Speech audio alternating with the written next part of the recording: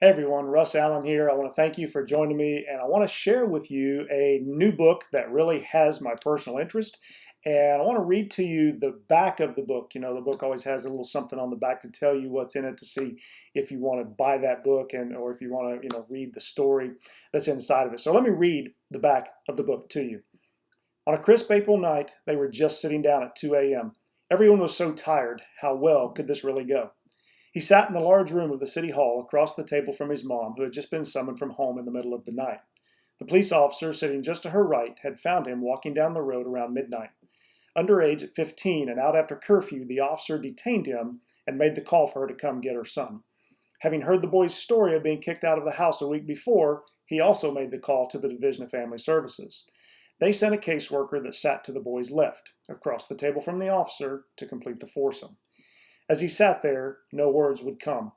Without a single glance his way, she laid it all out for everyone as she spoke only to the woman to his left. She finished with these words, "You can have him. I don't want him anymore." Still without looking his way, she simply stood and walked out. "No one wants me, not even my own mother." He couldn't shake the thought as he was driven to an emergency foster home in the wee hours. The sun was almost up on a new day when sleep finally gave relief to the pain for a few hours. Never again, he promised himself, never again will anyone have the chance to hurt me like that. How could something like this happen? How could a mother say such a thing, much less actually give her child away? What could he have possibly done to be rejected like this? There is so much to the story. I can only hope you will read it to the end. But first, let's get this in context. How did everything come together for 15 years to reach this moment? And what happened to that poor kid? Did he survive? Well, that's the back of the book, and it's actually in a rough draft mode. And I'll just share with you, quite honestly, that I read this to some close friends some time back, a few months ago. They said, "You've got to write that. You've got to write that book." I said, "Well, I've started. I've thought about it for a lot of years, and you guessed it. It's my story.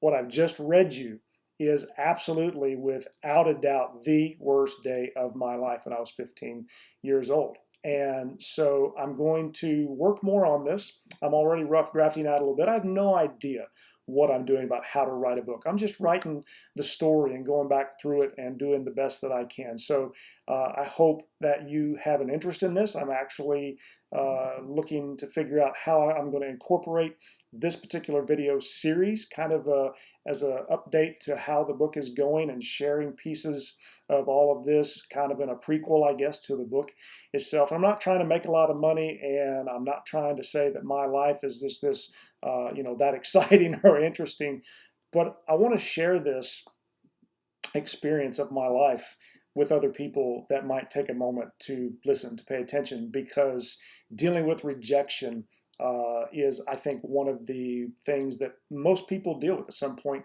in their life. And I think so many people are actually wrecked by it. I know for a long time in my life, I was absolutely wrecked by rejection. And you heard that even in this rough draft of just the opening lines of a book that describes my life. And to be able to share it with you.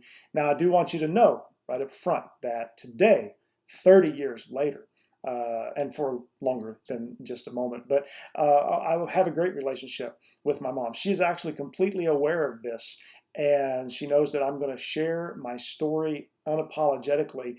And it's a story of successful reconciliation of two people, for sure, me and her, that went through this and came out overcomers because of what God has done in my life. And I want to share that with the world. So I hope that you will join me on this journey as we begin to walk it out the best way to tell the story of what God has done in my life, bringing me from the worst day of my life at 15 years old to actually what turned out to be the best day of my life just 5 years later, and how my life changed at 20 and what God has done in my life to restore all kinds of relationships in my life, to reconcile me, to use me to help other people reconcile. It's just been an amazing journey, and it just keeps getting more awesome by the day. So I hope, again, that you will join me on this journey, and we'll see you as this video series unfolds. Thank you.